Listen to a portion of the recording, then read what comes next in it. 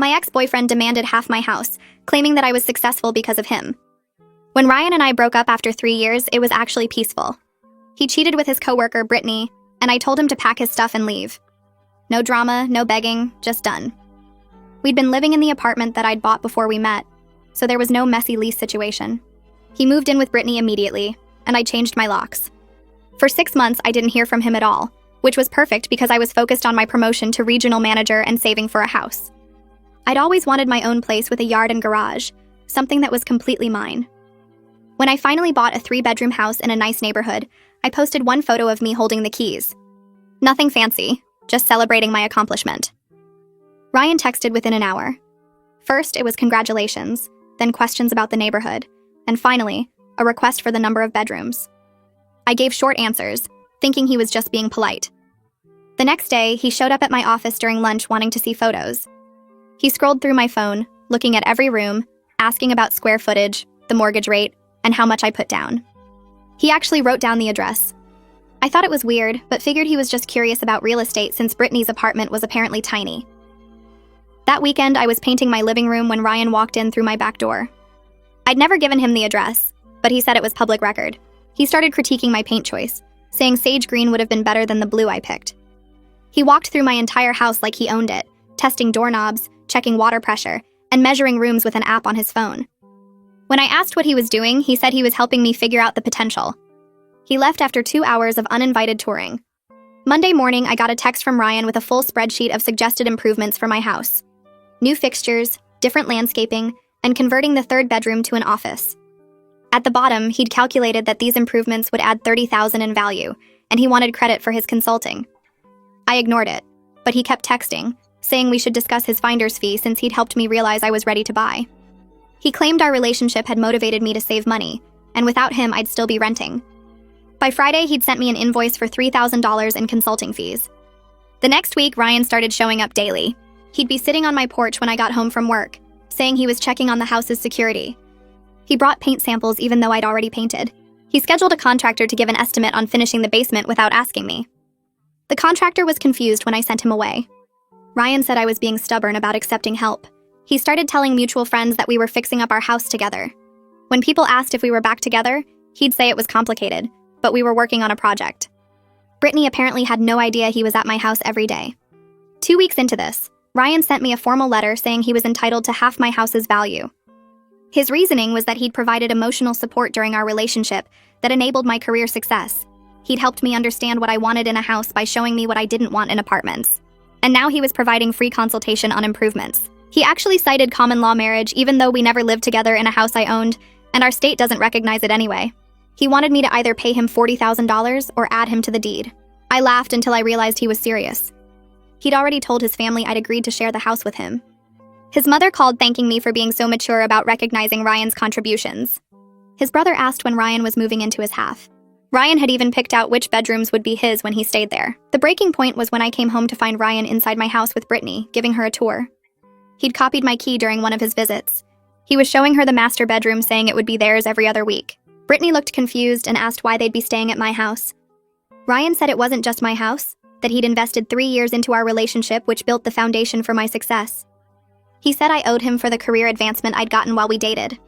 Brittany asked if they'd been married. Ryan said marriage was just paper and real investment was emotional labor. That's when I told Brittany everything. How Ryan had cheated on me with her. How he'd lived in my apartment rent-free for 2 years. How I'd paid for his car repairs, his credit card debt, and his brother's wedding gift. How he'd been unemployed for 8 months and I'd covered everything. How the only reason I could afford this house was because I'd been saving the money I used to spend on Ryan. Brittany's face went white. Requested Reds is on Spotify now. Check out link in the description or comments. She stood there frozen for a second, her eyes locked on Ryan like she was seeing him for the first time. Then she spun toward him and her voice came out sharp and demanding. Is that all true? Did you really live off her for 2 years while she paid for everything? Ryan laughed, but it sounded forced and fake. He waved his hand like he was brushing away a fly. She's making it sound way worse than it was. We were in a relationship. That's what couples do. They help each other out. She's being dramatic about normal relationship stuff. I pulled my phone from my pocket and opened my banking app. My hands weren't even shaking anymore because I was done with his lies. I scrolled back to the dates when we were together and turned the screen toward Brittany. Here. Look at the dates and the amounts. Car repair for $1,200. Credit card payment for $800. His brother's wedding gift for $300 because Ryan said he'd pay me back. Groceries every single week. Rent that I paid alone for 8 months while he was unemployed. Brittany took my phone and started scrolling through the statements. Her face changed as she read each transaction. The confusion melted away and something harder took its place. She kept scrolling and I could see her doing the math in her head. This is thousands of dollars. You paid for everything. She looked up at Ryan and her expression was cold. You told me you were equal partners in that relationship. You said you both contributed to the household. Ryan reached for the phone, but Brittany pulled it away from him. She kept reading and her jaw got tighter with each swipe. Why have you been coming here every single day?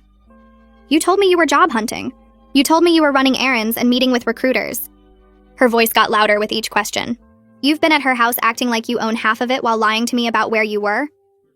Ryan tried to grab her arm to pull her toward the door. His fingers wrapped around her elbow, but she yanked away so hard she stumbled backward. Don't touch me right now. She looked at me and I could see her eyes were wet, but she wasn't crying yet. I'm sorry. I had no idea he was doing this. I didn't know he was coming here or that he'd copied your key or any of it. I handed her a tissue from the box on my coffee table. I believe you. Ryan's really good at making things sound reasonable when they're actually crazy. It took me way too long to see it when we were together. Brittany nodded and wiped her eyes. She looked at Ryan again, and something in her expression had changed completely. I'm starting to understand what kind of person I've been living with. Ryan's whole body language shifted. He started pacing and his hands moved around while he talked. You're both overreacting to this whole thing. I just want what's fair for my emotional investment in our relationship. I supported her career growth. I gave her advice and motivation. That has value and I deserve compensation for it. Brittany's mouth actually dropped open. Emotional investment doesn't equal property ownership. Are you completely insane? You can't demand money from someone because you dated them. I walked to the kitchen and picked up my phone from the counter. I'm calling the police. You've been trespassing on my property, and you copied my key without permission. That's illegal. Ryan's face went pale and all the confidence drained out of him in about 2 seconds. He held up his hands like he was trying to calm down a wild animal. Okay, wait. Let's not get the police involved. I was just trying to help you with the house. Maybe I got a little carried away with the consulting stuff. We can work this out between us. Brittany was already walking toward the front door. She didn't even look back at him when she spoke. I'm leaving and you need to find somewhere else to stay tonight. I need time to think about all of this. The door opened and closed and she was gone. Ryan stood in the middle of my living room looking like someone had just told him his car got towed. He turned to me and tried to make his voice sound sorry. Look, I know I messed up. I've been under a lot of financial stress and I wasn't thinking clearly about any of this. Can we just talk about it? I dialed 911 and held the phone to my ear. The only thing I want to hear from you is the sound of you leaving my property and never coming back. The operator answered and I gave her my address. Ryan was already moving toward the door, but I kept talking to the dispatcher. My ex-boyfriend has been trespassing on my property. He copied my key without permission and has been entering my house when I'm not home. He's here right now and I want him removed. The operator asked if I was in immediate danger and I said no, but I wanted an officer to come document everything. She said someone would be there within 15 minutes. Ryan stopped at the door and looked back at me. You're really calling the cops on me? After everything we had together? I didn't answer him. I just stood there with my phone in my hand waiting for him to leave. He finally walked out and I locked the door behind him. Then I went to every door and window in the house, checking that they were all secure. My heart was pounding, but not from fear. It was from anger that had been building for weeks and finally had somewhere to go. The police car pulled up exactly 14 minutes after my call. I watched through the window as Ryan got out of his car parked on the street. He'd been sitting there the whole time waiting. The officer was a woman in her 40s with her hair pulled back tight. She walked up to my door and I let her in. I'm Officer Hall. You called about a trespassing situation? I showed her the formal letter Ryan had sent demanding half my house value. I showed her the text where he'd been coming by daily. I showed her the invoice he'd created for consulting fees. I explained about the copied key and how he'd been inside my house giving Brittany a tour like he had any right to be here. Officer Hall took notes on everything and asked for dates and times. Then she asked me to step outside so she could talk to Ryan. He was leaning against his car trying to look casual, but I could see his leg bouncing. The officer walked over to him and I watched from my porch. I couldn't hear what they were saying, but I could see Ryan's hands moving while he talked. He kept pointing at my house and then at himself. The officer's expression didn't change at all. She just kept writing in her notebook. After about 5 minutes, Officer Hall walked back toward me. Ryan stayed by his car, arms crossed, staring at the ground. She came up the porch steps and asked if she could see the documentation I mentioned. I pulled up the formal letter on my phone, the one where Ryan demanded $40,000 or half ownership. She read through it carefully, zooming in on certain sections. Then I showed her the invoice for consulting fees and the spreadsheet of home improvements he'd sent. She took photos of everything with her own phone. She asked how Ryan got inside my house today, and I explained about the copied key. She wrote that down too. Then she asked if I had proof he'd been coming by daily without permission. I showed her text messages where he talked about checking my porch and bringing paint samples. I showed her the email from the contractor Ryan had contacted on my behalf. Officer Hall nodded slowly while she reviewed everything. She went back to Ryan's car and they talked for another few minutes. I watched him pull something from his pocket and hand it to her. She walked back to me holding a silver key. Ryan had given up the copy he made. Officer Hall handed it to me and said Ryan admitted to making a duplicate during one of his visits. She said that constituted illegal entry, and I had every right to press charges if I wanted. I asked what would happen if I did. She explained he'd likely face misdemeanor trespassing charges and possibly breaking and entering depending on how the prosecutor viewed the copied key situation. I thought about it for a minute. Part of me wanted to press charges just to make sure he understood how serious this was. But another part of me just wanted him gone and out of my life completely. I told Officer Hall I didn't want to press charges right now, but I wanted everything documented in case he came back. She said that was smart and she'd file a full report with all the evidence I'd shown her. She gave me a case number and her business card. She said if Ryan showed up again, even once, I should call immediately, and they'd arrest him for violating the warning she was about to give him. She walked back to Ryan's car one more time. I couldn't hear what she said, but I saw Ryan's face go red. He got in his car and drove away without looking back at my house. Officer Hall came back up to the porch and suggested I change all my locks immediately since I couldn't be sure Ryan didn't make multiple copies. She also recommended I consider getting a restraining order if the harassment continued. She said the documentation I had would make it easy to get one approved. I thanked her and she left. I stood on my porch for a few minutes just breathing. My hands were shaking, but not from fear. It was pure anger mixed with relief. I went inside and locked the door, then checked every window and door in the house again. Everything was secure. I sat on my couch and stared at the key Ryan had been using to invade my space whenever he wanted. The idea of him walking through my house while I was at work made my skin crawl. I called Jillian right away. She answered on the second ring and I told her everything that had just happened. She said she was leaving work early and would be at my house in 30 minutes. I said she didn't need to do that, but she insisted. She told me to order food because we were going to spend the evening making sure I had everything documented properly. Jillian showed up 40 minutes later with 2 bottles of wine and a bag from the Thai place we both loved. She hugged me at the door and said she couldn't believe Ryan had actually copied my key. We sat at my kitchen table and I showed her everything on my phone. All the texts, the emails, the formal letter, the invoice, the spreadsheet. She took screenshots of things I hadn't thought to save. She created a folder on my laptop and we organized everything by date. She made a timeline starting from the day I posted the photo of my house keys all the way through today's police visit. Seeing it all laid out like that made me realize how much had happened in just a few weeks. Jillian pointed at the timeline and said this was clearly escalating. She said Ryan had gone from congratulations texts to breaking into my house in less than a month. She asked what I thought he'd do next if I didn't take legal action. I didn't have an answer because I honestly didn't know what Ryan was capable of anymore. The person I dated for 3 years wouldn't have done any of this, but the person who copied my key and gave his girlfriend a tour of my house was someone I didn't recognize. Jillian said her cousin Alyssa was a lawyer who specialized in property disputes and harassment cases. She pulled out her phone and texted Alyssa right there, explaining the situation in a long message. Alyssa responded within minutes saying she'd be happy to help and asking Jillian to have me send over all the documentation. Jillian forwarded me Alyssa's contact information, and I sent her an email with everything attached. We ate dinner and drank wine while waiting for a response. Jillian kept saying I'd done everything right by calling the police and documenting everything. She said most people would have just changed the locks and hoped the problem went away. But Ryan's formal letter demanding money showed this wasn't going to stop on its own. He actually believed he had a legal right to my property. That level of delusion required professional intervention. My phone buzzed around 8 that evening. Alyssa had responded to my email. She said she'd reviewed all the documentation, and this was clear-cut harassment with absolutely no legal basis for Ryan's claims. She said we had multiple options, including a restraining order, a cease and desist letter, and potentially a civil suit for harassment. She asked if I could meet the next afternoon to discuss everything in detail. I wrote back immediately saying yes, and she sent me her office address with an appointment time of 2. Jillian refilled our wine glasses and said she'd come with me to the meeting if I wanted. I told her I'd probably be fine, but I appreciated the offer. She said Alyssa was tough and wouldn't let Ryan get away with any of this nonsense. That made me feel better. Having someone on my side who knew exactly what legal options I had was a relief. The next morning, I called 3 different locksmith companies before I found one that could come out that same day. The guy who answered said he had an opening at 11 and could change all my locks and install a basic security system if I wanted. I said yes to everything.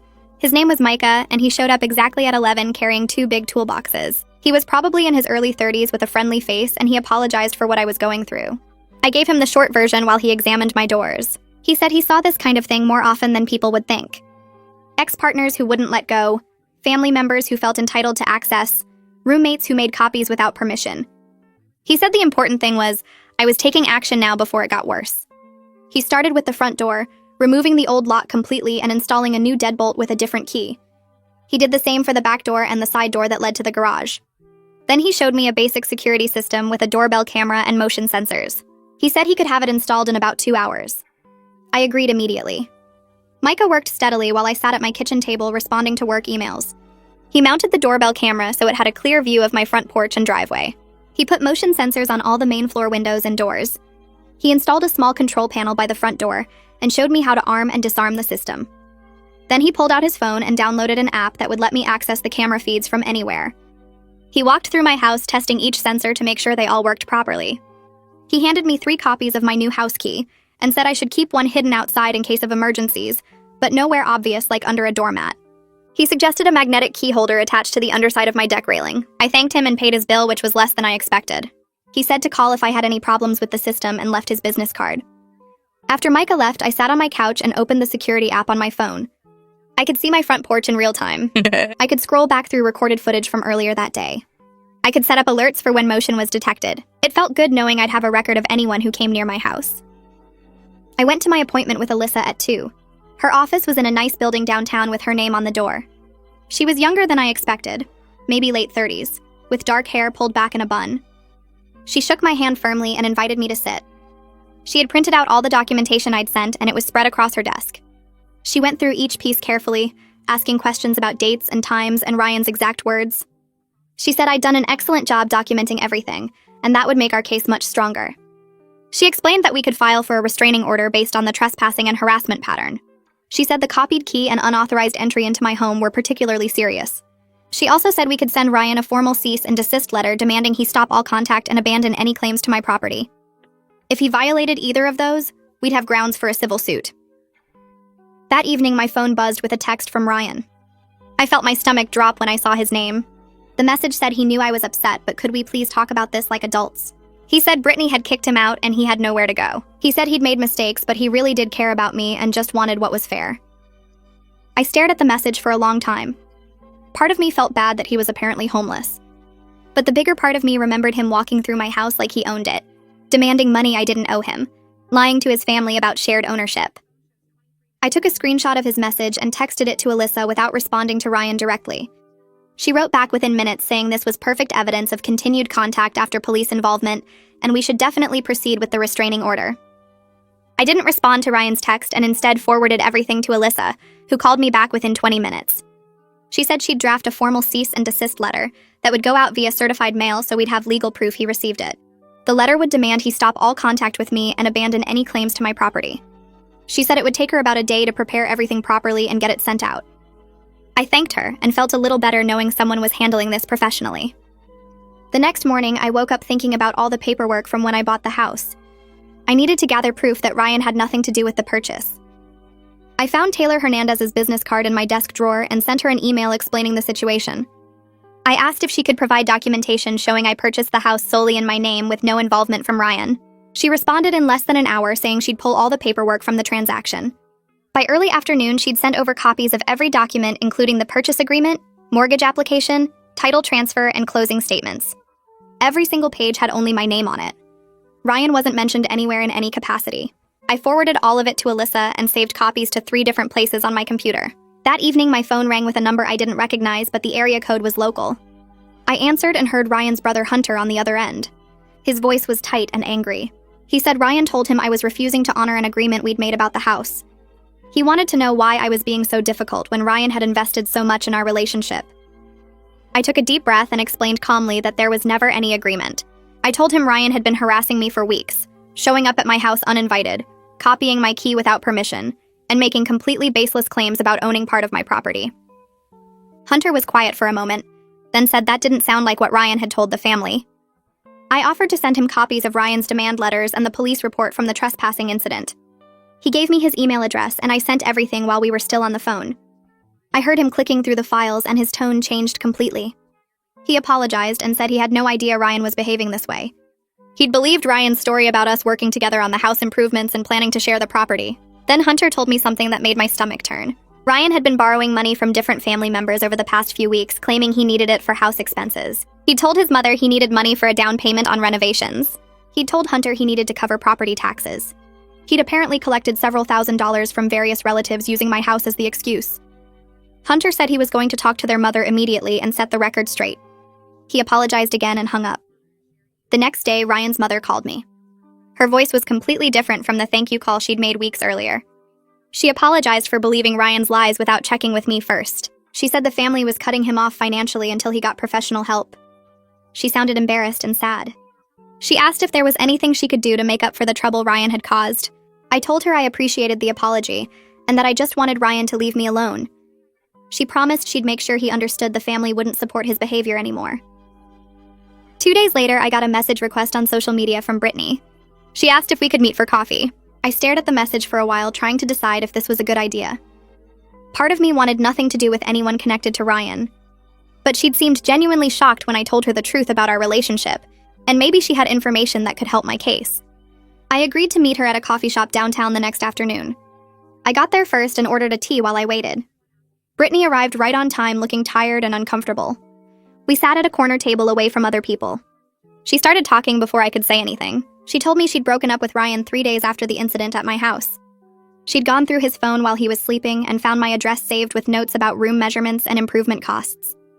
She'd also found search history showing he'd been looking at my house on real estate websites multiple times a day.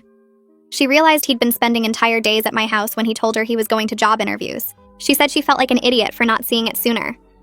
Then she shared more details that made Ryan's situation even worse. He had significant credit card debt she didn't know about until she saw bills in his email. He'd been getting rejection letters from jobs because his references from previous employers were terrible. One company had called her apartment looking for him about an unpaid balance on his car insurance.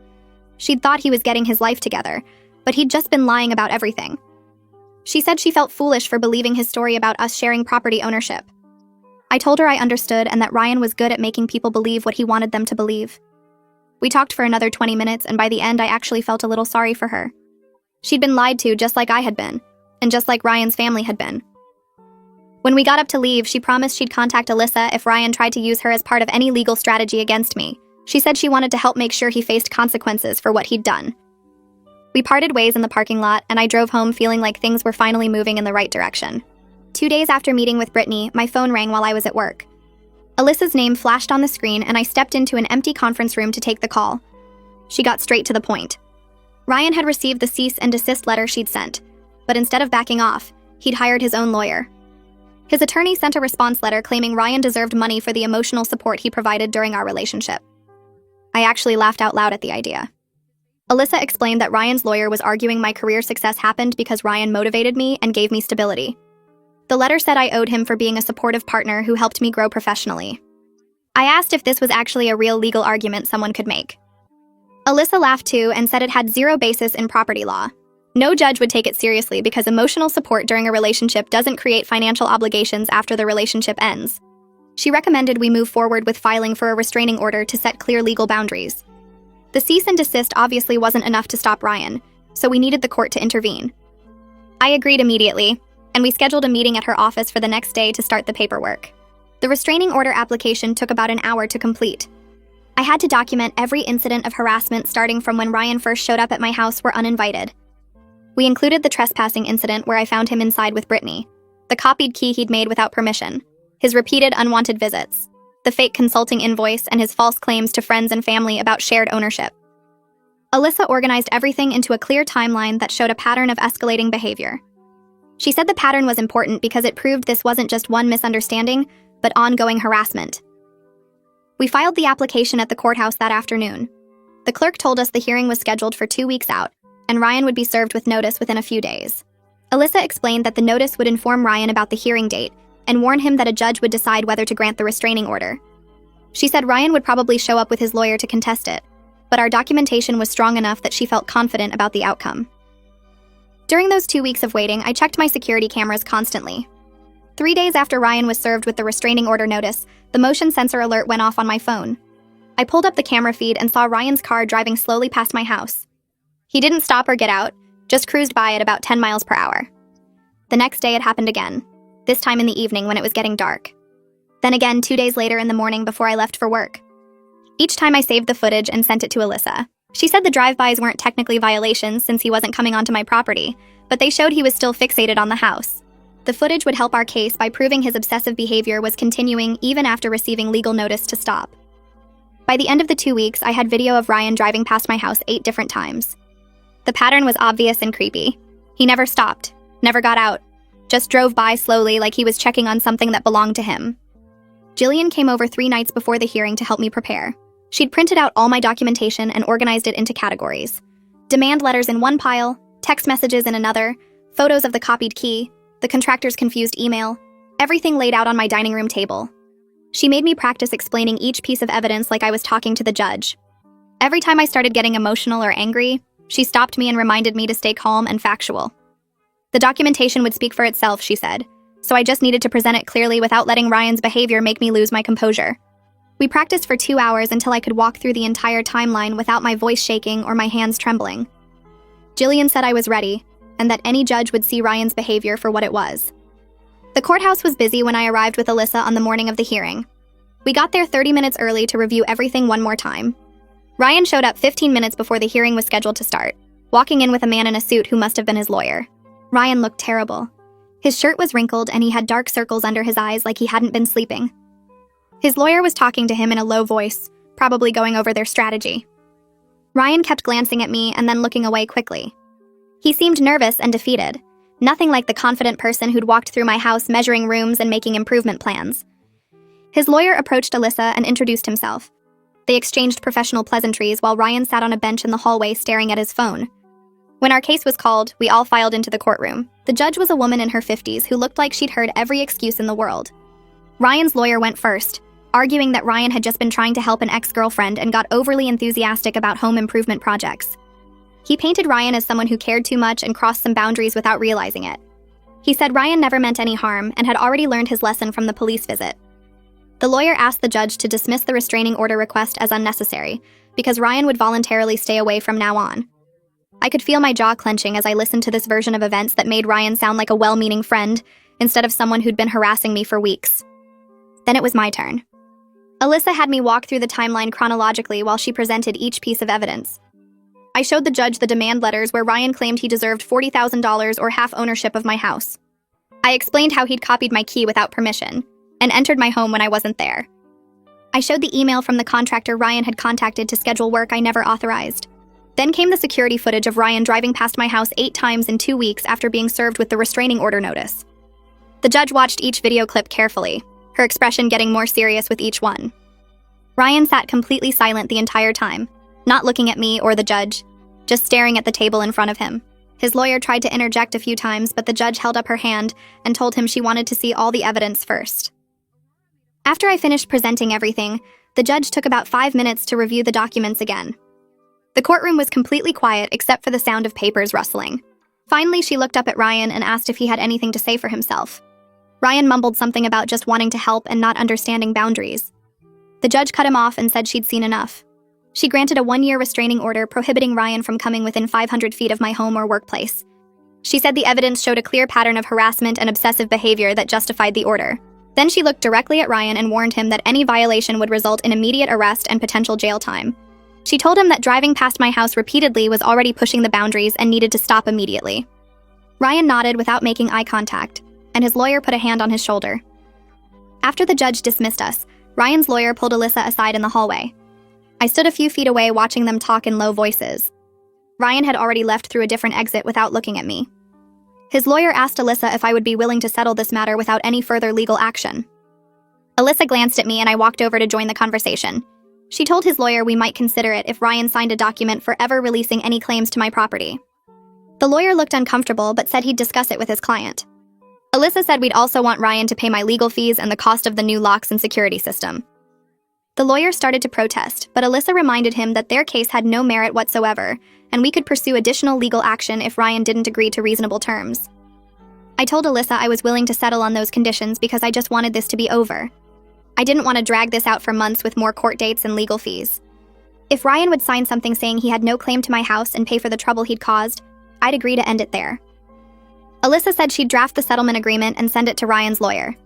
The lawyer nodded reluctantly and said he'd recommend Ryan accept the terms. He knew they had no case, and fighting it would just cost Ryan more money he clearly didn't have.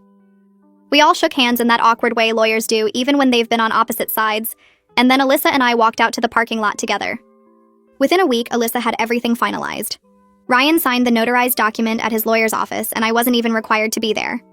The paper stated clearly that he had no ownership interest in my house, had never had any claim to it, and would never make such claims again. His signature looked shaky on the scan Alyssa sent me, like his hand was trembling when he wrote it. The $4,000 check arrived by certified mail 2 days later. I deposited it immediately and used part of it to pay Alyssa's final invoice. The rest went toward replacing my patio furniture since Ryan had sat on my porch so many times I couldn't look at those chairs without feeling annoyed. Hunter called me on a Tuesday afternoon while I was organizing files at work. He apologized again for believing Ryan's lies about the house. He sounded tired and a little embarrassed. He told me Ryan had moved back in with their parents after Brittany refused to take him back. Their mother had laid down strict rules including mandatory therapy sessions twice a week. Hunter said the family was making Ryan's continued residence contingent on him actually attending and participating. He thanked me for not making things worse than they already were, and said he hoped I could enjoy my house in peace now. I told him I appreciated the call and wished him well. At the office the next week, Jillian commented that I seemed different. She said I looked more relaxed and wasn't checking my phone constantly like I had been during the whole Ryan situation. Other coworkers noticed too. My supervisor mentioned during a project meeting that my focus had really improved. Jillian pulled me aside at lunch and suggested I throw a housewarming party to properly celebrate my house now that the drama was over. She said I deserved to actually enjoy the place instead of treating it like a fortress under siege. The idea sounded perfect. I'd bought the house months ago, but had never really gotten to share it with the people who mattered. That weekend, I sent out invitations to close friends and family for a small gathering the following Saturday. I cleaned every room, bought snacks and drinks, and even put out fresh flowers. My parents arrived first with a bottle of wine and a framed photo of me holding my house keys from the day I bought it. My dad walked through every room complimenting my decorating choices, and my mom kept saying how proud she was. Jillian showed up with her husband and a cheese board that must have cost $50. My sister brought her kids, who immediately wanted to explore the backyard. Everyone kept congratulating me on handling everything so well and saying the house was beautiful. Taylor appeared around noon carrying a huge potted plant with broad green leaves. She set it in my living room corner and said it would help purify the air. We talked for a while about the whole situation with Ryan, and she mentioned she'd started warning her other clients about protecting their property information. She said she now tells people to be careful about posting addresses online and to think twice about who they share closing documents with. She'd even created a handout about privacy protection for new homeowners. Taylor said my experience had taught her that people can become obsessed with houses that aren't theirs, especially if there's any past relationship involved. Micah showed up in the early afternoon to check on the security system like he'd promised during installation. He tested all the sensors and cameras to make sure everything was working properly. When he finished, he stayed for the party instead of leaving right away. He complimented how I'd decorated and said the house really reflected my personal taste and hard work. He tried some of Jillian's cheese board and ended up talking with my dad about home security trends for almost an hour. I noticed he seemed comfortable and relaxed, not rushed like he usually was during service calls. The party lasted until evening, and by the time everyone left, I felt genuinely happy in my house for the first time since buying it. Over the next few weeks, I settled into a comfortable routine without any anxiety about Ryan appearing. I stopped checking the security camera footage obsessively. Most days I didn't look at it at all unless I got a motion alert, which was usually just a delivery person or a neighbor walking their dog. The house started feeling like a real home instead of something I had to defend. I rearranged furniture, hung pictures, and made the space completely mine. Work got better too. My boss called me into her office 6 weeks after the restraining order hearing and told me I was getting a promotion to senior regional manager. The raise was significant, almost 15% more than my current salary. She said my ability to handle a difficult personal situation while maintaining professional excellence had impressed the executive team. She specifically mentioned that I'd never let the Ryan drama affect my work performance or my team's productivity. I thanked her and felt genuinely proud of myself. The extra money went straight into my savings account and a dedicated home improvement fund. 3 months after the restraining order was granted, Hunter sent me a text message. He said Ryan had accepted a job in another state and was moving away within 2 weeks. The job was in Arizona, almost 2,000 miles from here. Hunter thanked me for handling everything through legal channels instead of trying to ruin Ryan's life completely. He said Ryan's therapist had helped him understand why his behavior had been so inappropriate and harmful. The family was relieved he'd be getting a fresh start somewhere else. I didn't respond to the text, but I felt a weight lift off my shoulders knowing Ryan would be that far away. The next day, I got a message from Brittany through social media. She said she'd started dating someone new who actually had his life together and treated her with respect. She thanked me for opening her eyes to Ryan's manipulation and said she'd learned to watch for red flags much earlier now. She mentioned she'd gone to therapy herself to work through why she'd tolerated Ryan's behavior for as long as she did. Her new boyfriend had a steady job, his own apartment, and didn't try to claim ownership of things that weren't his. She said she wished me well and hoped I was enjoying my house. I sent back a brief message wishing her happiness and thanking her for reaching out. It felt good knowing we'd both moved on from Ryan's chaos. I downloaded a dating app 4 months after everything with Ryan ended. My profile was simple and honest about what I wanted. Someone who had their own life together and understood boundaries. The first few conversations felt awkward because I kept analyzing every message for red flags, but my therapist said that was normal after what I'd been through. I went on 3 dates in the first month. 2 were nice but didn't go anywhere, and the third guy spent the whole dinner talking about his ex-wife's flaws. I politely ended that one early and drove home feeling relieved that I could spot warning signs faster now. The 4th date was with someone named Jacob who worked as an architect and had his own condo downtown. We met for coffee and talked for 2 hours about travel, books, and our careers. He asked thoughtful questions and actually listened to my answers instead of waiting for his turn to talk. When I mentioned I'd recently bought a house, he congratulated me and asked what I loved most about it. No questions about square footage or mortgage rates, just genuine interest in what made me happy. We went on 3 more dates over the next few weeks, and I noticed how different everything felt. Jacob paid for his own meals, showed up when he said he would, and never once suggested improvements to my house or my life. He had his own hobbies, friends, and goals that didn't revolve around me. The biggest difference was how comfortable I felt setting boundaries. When he asked to come over to my house after our 5th date, I said I wasn't ready yet, and he responded with understanding instead of pressure. Jillian texted me on a Friday morning suggesting we take a weekend trip to the beach. She said I deserved to celebrate everything working out and get away from work stress for a few days. I agreed immediately, and we booked a small beach house 2 hours away for the following weekend. The drive down was filled with music and catching up on work gossip. When we arrived at the rental, Jillian opened a bottle of wine and we sat on the deck watching the waves. She brought up the whole Ryan situation unprompted, saying she'd been meaning to tell me how impressed she was with how I handled everything. I thanked her for being there through all of it, especially the early days when I wasn't sure if I was overreacting. She laughed and said I'd been way too patient if anything, and that most people would have called the police after the first unauthorized visit. We spent Saturday walking on the beach and eating seafood at local restaurants. That evening, sitting around a bonfire we'd built in the sand, Jillian made a joke about my house drama being more entertaining than any reality show she'd watched. I laughed because it was true in retrospect, even though living through it had been stressful and scary. She raised her wine glass and said she was glad it was over and I could move forward with my life. We clinked glasses, and I felt genuinely grateful for friends who stuck around during difficult times. The 3rd bedroom had been sitting empty since I moved in, and I finally decided to convert it into a home office like I'd originally planned. I spent a Saturday morning at the hardware store picking out paint in a soft gray color that felt professional but calming. The woman at the paint counter asked if I needed help calculating how much I'd need, and I showed her the room measurements on my phone. She mixed the paint while I gathered supplies including brushes, rollers, and drop cloths. Back at home, I moved the few boxes stored in that room into the garage and laid down the drop cloths. The first coat of paint went on smoothly, and I felt satisfaction with every stroke of the roller.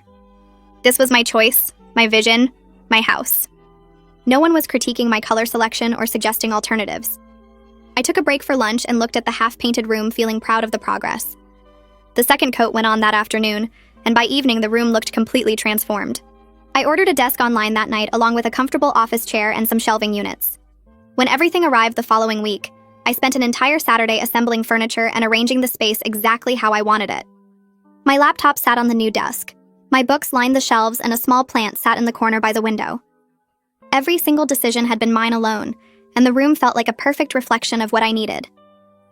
I checked the security camera footage one evening out of habit more than concern. The recordings showed the mail carrier delivering packages, a neighbor walking their dog past my house, and a delivery truck dropping off the furniture I'd ordered.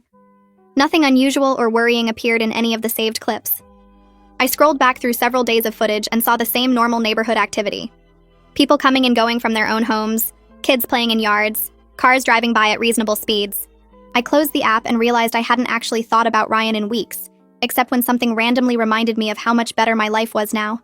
The constant anxiety about him showing up unannounced had faded completely. I could come home from work without checking my porch first, or worrying about finding him inside. My house felt like a sanctuary instead of something I had to defend. Work had become more enjoyable too without the distraction of ongoing legal drama. I'd been staying late to work on projects I actually cared about instead of rushing home to deal with Ryan-related emergencies. My team had noticed the change in my energy, and several coworkers mentioned I seemed happier and more relaxed. The promotion and raise had given me financial breathing room I hadn't experienced in years. I was saving money again, planning actual vacations and thinking about future home improvements I wanted to make. My parents drove up for Thanksgiving and arrived Wednesday evening with bags of groceries and ingredients for our traditional meal. My mom walked through the house admiring everything I'd done with the space. She loved the paint colors, the furniture arrangement, and especially the new home office. My dad inspected the security system Micah had installed and nodded approvingly at the quality of the equipment. We spent Thanksgiving Day cooking together in my kitchen, which felt spacious enough for all three of us to work without crowding each other. During dinner, my dad raised his glass and said he was proud of me for handling the situation with Ryan like a boss. He specifically mentioned how impressed he was that I'd protected what I worked hard to achieve, instead of letting someone take advantage of my success. My mom added that she'd been worried during the worst of it, but knew I had the strength to get through it. We talked about other family news and upcoming holidays, and the Ryan situation only came up once more when my dad joked about installing even more security cameras. I assured him the current system was more than adequate. They stayed through the weekend, and we spent Saturday decorating for Christmas. My mom helped me pick out a tree, and we set it up in the living room corner. Watching them drive away Sunday afternoon, I felt grateful for their support and proud of the home I'd created. The local homeowners association sent a newsletter in early December inviting residents to a holiday gathering. I normally wouldn't have gone to something like that, but I decided it might be good to meet more neighbors. The meeting was held at someone's house 3 streets over, and about 20 people showed up with appetizers and drinks. I introduced myself to the couple hosting, and they immediately welcomed me, asking which house was mine. When I described the location, several people nodded and said they'd noticed me moving in over the summer. A woman named Nicole, who lived 2 houses down from me, started talking about a reliable handyman she used for small repairs. Another neighbor recommended a lawn service that did excellent work for reasonable prices. A retired couple shared their experience with different contractors they'd used for various home projects. Everyone seemed genuinely friendly and willing to share advice without being pushy or nosy. Nicole invited me to join a group chat where neighbors shared recommendations and warnings about local services. I added my number and immediately saw messages about everything from plumbers to tree removal companies. The sense of community surprised me in a good way. These were people who cared about maintaining their properties and helping each other. I left the gathering with several new contacts in my phone and plans to attend the next association meeting in January. New Year's Eve arrived, and I spent it quietly at home with Jillian and a few other friends. We ordered pizza, played games, and watched the countdown on television. At midnight, I looked around my living room at the people I'd chosen to surround myself with, and felt completely content. The restraining order against Ryan was still active and would be for several more months, but I hadn't needed it since he moved to Arizona. Hunter had texted me once in November saying Ryan was settling into his new job and seemed to be doing better with regular therapy. I'd responded with a brief acknowledgement and left it at that. The distance between my old life and my current one felt enormous. 6 months ago, I'd been dealing with daily harassment, unauthorized home invasions, and legal threats. Now I was a homeowner with zero drama, a successful career, supportive friends, and the beginning of a promising relationship with Jacob. My house had become exactly what I'd wanted it to be when I first saw the listing online. A place that was completely mine, filled with my choices, reflecting my personality and my hard work. No one could take that away from me or claim they deserved credit for my success. The letter arrived in mid-January on ordinary white paper with a law firm's return address. I opened it at my kitchen table with my morning coffee and read that Ryan's attorney was writing to inform me Ryan had complied with all terms of our settlement agreement. The letter requested formal confirmation that I considered the matter fully resolved and closed. I took a photo of the letter and texted it to Alyssa asking how I should respond. She called me back within an hour and said this was standard procedure for closing out legal cases. She offered to draft a formal acknowledgement letter that would permanently end any future claims Ryan might try to make. I agreed, and she said she'd have something ready for my review by the next day. The draft arrived in my email that evening. It was professional and clear, stating that I acknowledged Ryan's compliance with the settlement terms and considered all matters between us permanently resolved. The letter specified that no further claims existed, and that Ryan had no current or future interest in my property. Alyssa had included language that would prevent Ryan from ever attempting to reopen the case or make new claims. I read it twice, suggested one minor change to the wording, and approved the final version. Alyssa sent the letter via certified mail to Ryan's attorney, and copied me on the confirmation. Alyssa texted me 2 weeks later suggesting we have lunch to celebrate the official end of the legal matter.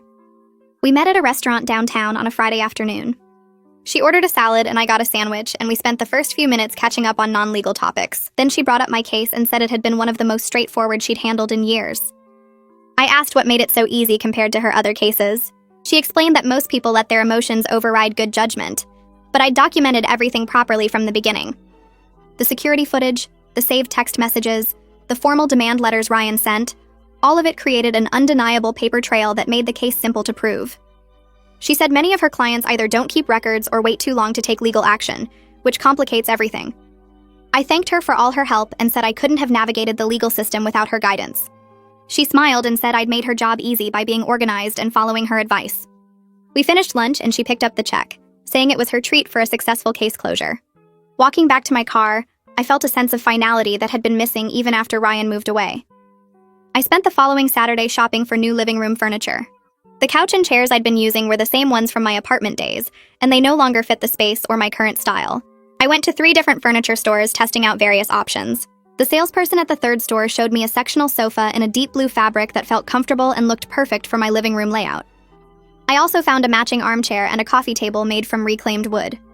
The total came to more than I'd planned to spend, but I had the money saved and decided to treat myself.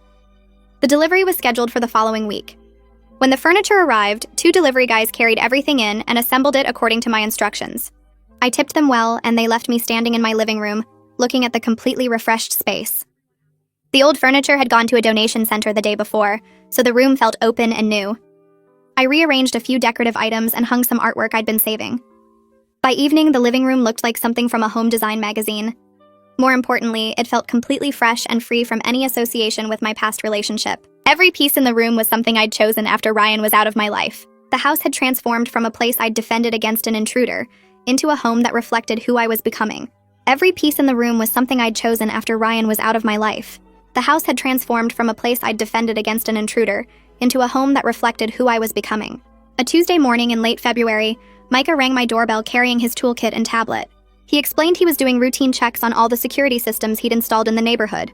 I invited him in, and he spent 20 minutes testing sensors and checking camera angles. He pulled up the footage history on his tablet and nodded with approval. He mentioned most clients let their systems get dusty or forget to update the software, but everything on mine looked perfect. I offered him coffee since he'd been so helpful during the whole situation with Ryan.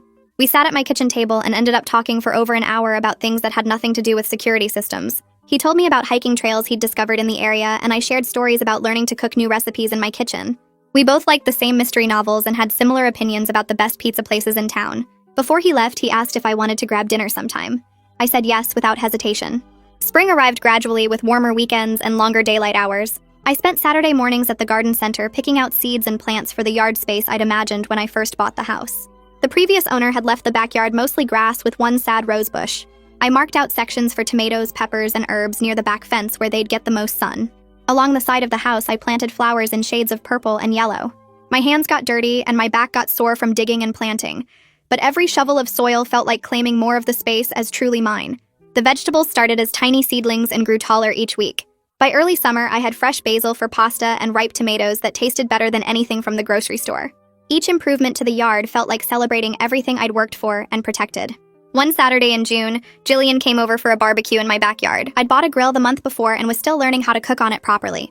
She brought potato salad and beer, and we set up chairs on the patio I'd added in April. While the burgers cooked, we talked about work gossip and her new relationship with a guy from her gym. Eventually, the conversation turned to Ryan and everything that had happened. Jillian laughed about how ridiculous his demands had been and pointed out that most people would have caved to his pressure just to make him go away. She said I'd handled the whole situation perfectly by documenting everything and getting lawyers involved instead of trying to reason with someone who refused to be reasonable. She reminded me that I'd come out stronger with a beautiful home that was entirely mine, and a restraining order that proved I wouldn't tolerate nonsense from anyone. 6 months after buying my house, I sat on my back porch one evening watching the sunset and thinking about how far I'd come. My career was going better than ever with the promotion fully established, and another raise already approved for next quarter. My home felt comfortable and safe, with every room reflecting my choices and style. The people in my life respected my boundaries and added value instead of taking from me. The house represented everything I'd worked for through years of saving money and advancing in my career. Nobody could ever take that away from me because I'd built it entirely on my own foundation.